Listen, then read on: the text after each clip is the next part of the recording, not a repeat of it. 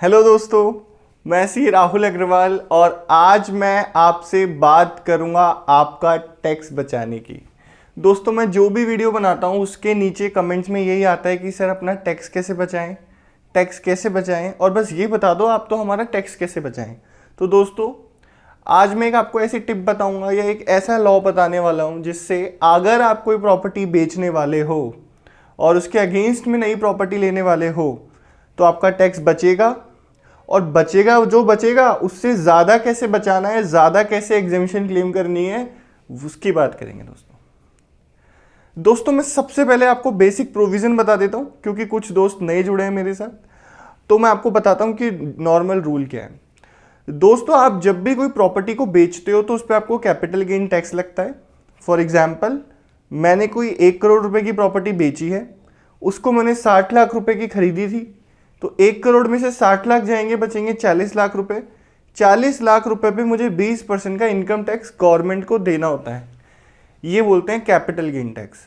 इस capital gain tax को बचाने के लिए हम क्या कर सकते हैं दोस्तों, इनकम टैक्स में प्रोविजन है कि आप एक रेसिडेंशियल हाउस प्रॉपर्टी अगर बेचते हो तो उसके अगेंस्ट में दूसरा रेसिडेंशियल हाउस प्रॉपर्टी अगर आप ले लेते हो तो आपको एग्जेम्पशन मिलती है। एग्जेम्पशन का मतलब है आपको ये 40 लाख रुपए जो कैपिटल गेन हुआ है इस पे आपको टैक्स नहीं देना पड़ेगा। तो ये होती है सेक्शन 54। जो नया हाउस आपको लेना है दोस्तों, ये आपको जिस दिन आपने अपना प्रॉपर्टी बेची है उसके 2 साल के अंदर नया घर लेना है। कंस्ट्रक्शन 3 साल तक करवा सकते हैं, या फिर जिस दिन आपने प्रॉपर्टी बेची है उसके 1 साल पहले आपने कोई घर ले लिया हो तो आपको एग्जेम्पशन मिल जाएगी। सर ये तो हो गया बेसिक प्रोविज़न जो आपने हमें बहुत पुराने वीडियोस में भी बताया है, लेकिन सर नई बात क्या है? नई बात दोस्तों ये है कि एक बहुत ही डिस्प्यूटेड मैटर था। डिस्प्यूटेड मैटर क्या था दोस्तों, मैं आपसे पूछना चाहूँगा। आजकल बिल्डर फुल्ली फर्निश्ड घर देते हैं और एक घर होता है अनफर्निश्ड, और बॉम्बे में तो एक ऐसे भी घर होते हैं जिसमें सिर्फ सीमेंटेड आपको स्ट्रक्चर दिया होता है, दीवारें भी नहीं होती है, उसमें आपको दीवारें भी आप अपने हिसाब से लेआउट कर सकते हैं।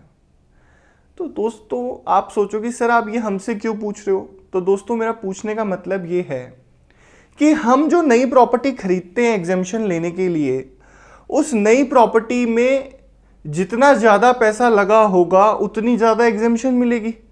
ये रूल कहता है। रूल ये बोल रहा है कि आपको अगर 40 लाख का कैपिटल गेन बचाना है तो आपको 40 लाख रुपए की नई प्रॉपर्टी लेनी है कम से कम।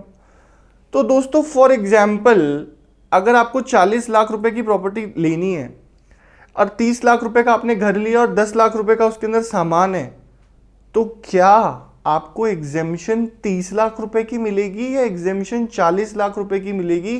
क्योंकि 10 लाख रुपए का खर्चा आपने उस घर को घर बनाने में कर दिया। बिल्डर ने तो आपको सिर्फ खाली स्ट्रक्चर दिया था, आपने उसमें नल की फिटिंग करवाई, उसमें आपने फर्श डलवाया, हो सकता है आपने उसमें किचन का वुडन वर्क करवाया, प्लम्बिंग करवाई या बेसिक कुछ काम करवाए, तो क्या आपको वो सब आइटम्स की भी छूट एग्जेम्पशन मिलेगी जिससे आपका टैक्स ज़्यादा बचेगा? दोस्तों इसमें लॉ में साफ साफ लिखा हुआ है कि आपको एग्जेम्पशन मिलती है एक रेसिडेंशियल हाउस प्रॉपर्टी के ऊपर।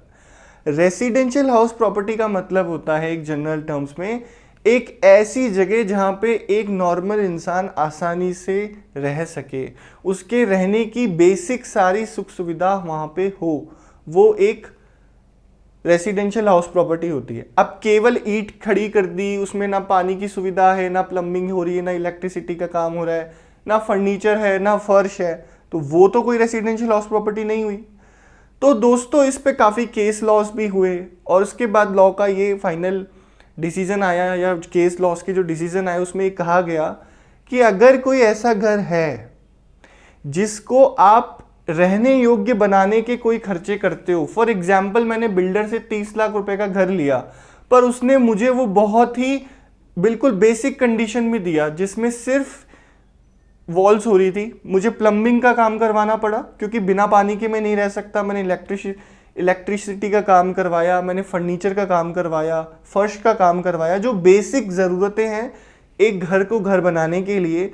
तो ये खर्चे दोस्तों आप अपनी कॉस्ट में जोड़ सकते हो जब आप एग्जेम्पशन ले रहे हो।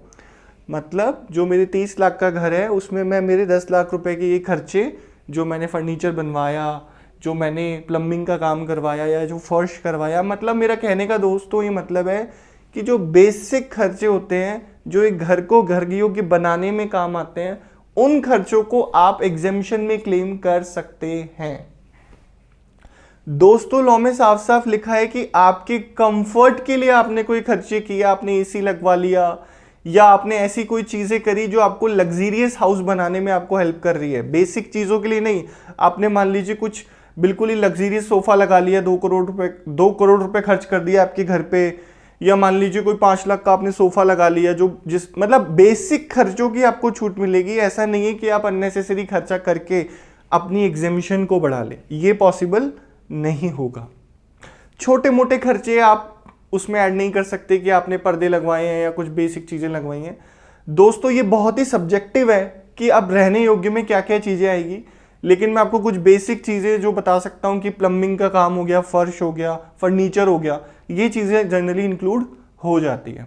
तो इस तरीके से आप अपना टैक्स की जो एग्जेम्पशन है उसको ज्यादा क्लेम कर सकते हो। 30 लाख के घर पे 40 लाख की एग्जेम्पशन क्लेम कर सकते हो अगर एक्चुअली में आपने उस घर को रहने योग्य बनाया है। आई होप दोस्तों आप मेरे पॉइंट को समझे होंगे किस तरीके से हम हमारे टैक्स को ज़्यादा बचा सकते हैं। आपके कोई प्रश्न हैं, आप कोई प्रॉपर्टी बेच रहे हैं, अपना टैक्स बचाना चाहते हैं और मुझसे पर्सनली बात करना चाहते हैं, तो दोस्तों मैं मेरा पर्सनल व्हाट्सएप नंबर आपको दे रहा हूं, आप मुझसे वहाँ 1-to-1 कनेक्ट कर सकते हैं। दोस्तों ये जो भी वीडियोज़ मैं बनाता हूँ ये आपके नॉलेज के लिए बनाता हूँ। हर केस डिफरेंट होता है, सभी के फैक्ट्स अलग होते हैं और सारे रूल सभी के ऊपर एप्लीकेबल भी नहीं होते हैं। तो दोस्तों अगर आप किसी डील में हैं, कोई मेरी सलाह चाहते हैं या मुझसे गाइडेंस चाहते हैं और मुझसे टैक्स बचवाना चाहते हैं, तो प्लीज़ मुझसे कनेक्ट कीजिए पर्सनली, मैं आपकी हेल्प करने की कोशिश करूँगा। थैंक यू सो मच दोस्तों, गुड बाय, मिलते हैं नेक्स्ट वीडियो में। Thank you.